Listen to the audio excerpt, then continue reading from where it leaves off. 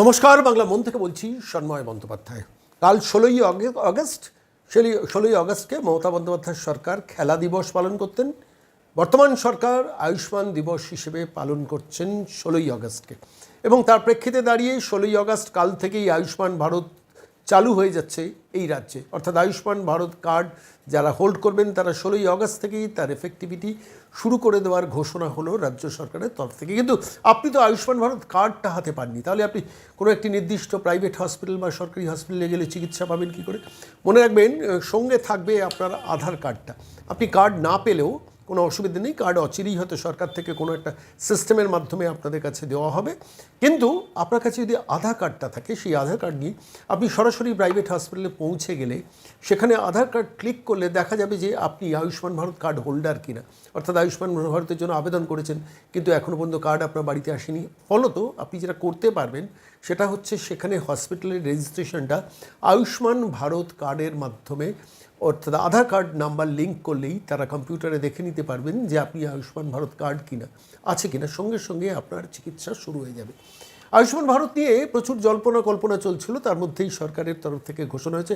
Doctor শারদত্ত Mukhopadhyay, যিনি স্বাস্থ্যমন্ত্রী এ রাজ্যের, তিনি ঘোষণা করেছেন কেউ আতঙ্কিত হবেন না।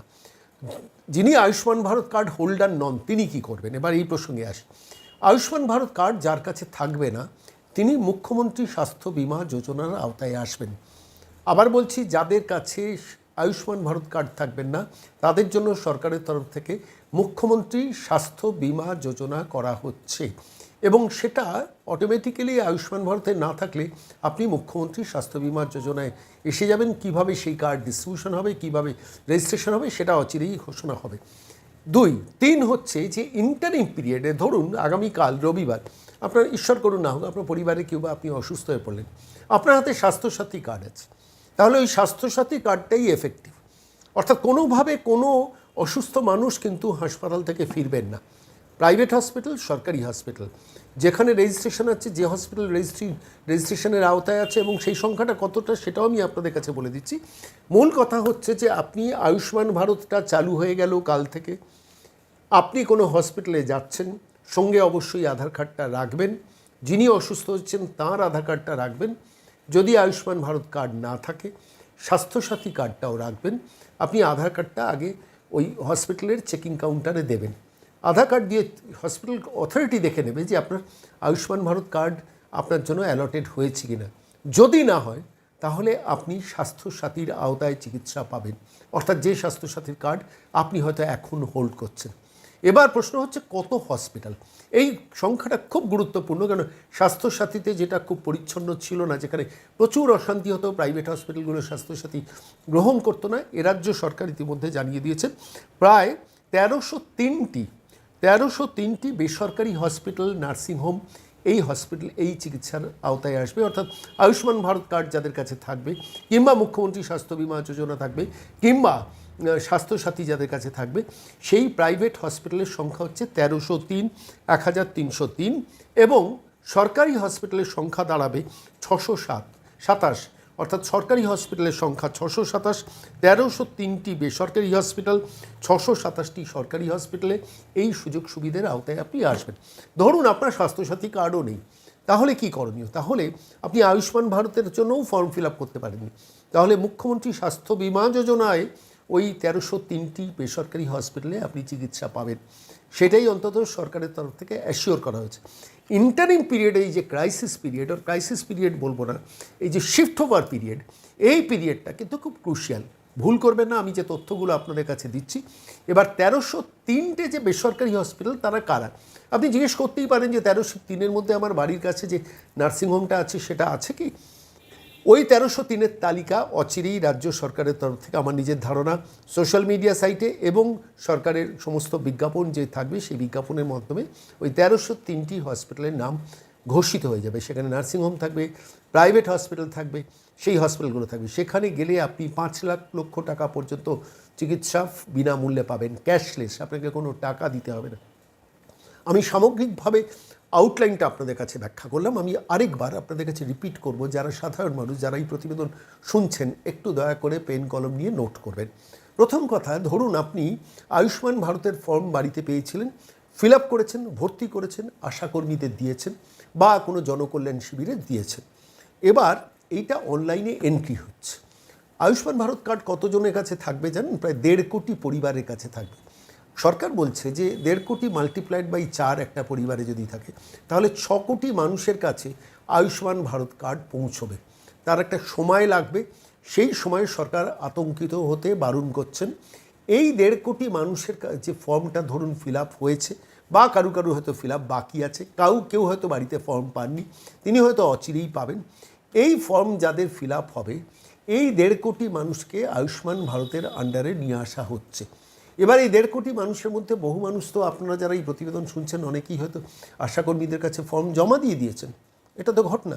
এবার আপনি তো হাতে কার্ড পাননি, তাহলে আপনি হসপিটালে গেলে কালকে যখন চিকিৎসা করতে যাবেন, রবিবার যখন চিকিৎসা করতে যাবেন বা সোমবার চিকিৎসা করতে যাবেন, তাহলে আপনি কী বলবেন? আপনি অবশ্যই মনে রাখবেন আধার কার্ডটা নিয়ে যাবেন। সেই আধার কার্ড কম্পিউটারে ফেললেই সংশ্লিষ্ট হসপিটাল বা নার্সিংহোম বা বেসরকারি হসপিটাল, 1303টি বেসরকারি হসপিটাল কিংবা 627টি সরকারি হসপিটাল, তারা দেখে নিতে পারবেন যে আপনি আয়ুষ্মান কার্ডের এন্ট্রি আপনার নামে হয়েছে কিনা। যদি হয় তাহলে আর কোনো চিন্তার ব্যাপার নেই, সরাসরি আপনি চিকিৎসা সেই আয়ুষ্মান ভারতের আন্ডারে পাবেন। হসপিটালে ভর্তি হলেও সেটা পাবেন। এক। দ্বিতীয়ত হচ্ছে, ধরুন সরকারি হসপিটালে দেখা গেল যে আপনার ওই আধার কার্ড দিয়ে আয়ুষ্মান ভারত আপনার নামে রেজিস্ট্রেশন নেই, তখন কিন্তু সেই সরকারি হসপিটালের কাছে আপনার পকেটে যদি স্বাস্থ্যসাথী কার্ড থাকে, সেই স্বাস্থ্যসাথী কার্ডটা দিলে সেটাও আপাতত বিবেচ্য হবে। সুতরাং চিকিৎসার অসুবিধে কিছু নেই। ধরুন আপনার স্বাস্থ্যসাথীও নেই, আয়ুষ্মানও নেই, আয়ুষ্মানের রেজিস্ট্রেশন পাওয়া গেল না, আর স্বাস্থ্যসাথী কার্ডও আপনি হোল্ড করছেন, তাহলে কি? তাহলে আপনি কিন্তু মুখ্যমন্ত্রী স্বাস্থ্য বিমা যোজনার আন্ডারে চলে আসবেন। মুখ্যমন্ত্রী স্বাস্থ্য বিমা যোজনাতেও আয়ুষ্মান ভারতে যেমন 5 লক্ষ টাকা ক্যাশলেস চিকিৎসা, মুখ্যমন্ত্রী স্বাস্থ্য বিমা যোজনাতেও কিন্তু 5 লক্ষ টাকা বিনামূল্যে, মানে অর্থাৎ ক্যাশলেস চিকিৎসার সুবিধে। সেই নির্দিষ্ট হসপিটালে আপনার আধার কার্ড থাকলে আপনাকে কিন্তু মুখ্যমন্ত্রী স্বাস্থ্য বিমা যোজনার আন্ডারেও চিকিৎসা করাতে পারবে। এই এন্টার সিস্টেমটা একটু সময় লাগবে পুরো সিস্টেমে আসতে।